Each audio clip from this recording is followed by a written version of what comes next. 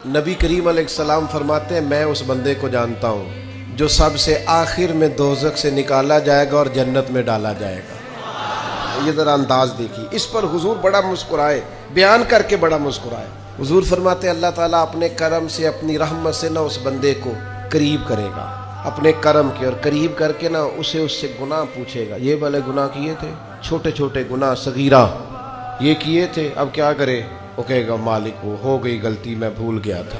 اللہ فرمائے گا یہ والا بھی کیا تھا، یا اللہ غلطی ہو گئی، نفس غالب آ گئی۔ یہ والا بھی کیا تھا، اللہ میں بھول گیا تھا۔ حضور فرماتے ہیں اب یہ بندہ ڈر رہا ہے کہ یہ تو ابھی چھوٹے چھوٹے ہیں، میرے تو پاپ بھی ہیں بڑے بڑے پیچھے، یہ جو شروع ہوا ہے کام تو یہ کہیں دور ہی نہ نکل جائے، چونکہ یہ تو چھوٹے چھوٹے گناہ صغائر ابھی آ رہے ہیں، تو پیچھے کبائر بھی ہیں اور بڑے بڑے گناہ ہیں۔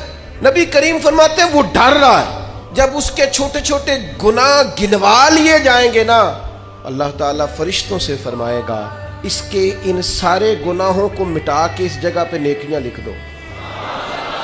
نبی پاک فرماتے ہیں جب کہا نا اس کے گناہ مٹا کے نیکیاں لکھ دو تو فوراً بول پڑا، کہنے لگا یا اللہ میں نے تو بڑے بڑے بھی کیے، اللہ وہ بڑے بڑے بھی تو میرے ہی ہیں نا، وہ کدھر گئے؟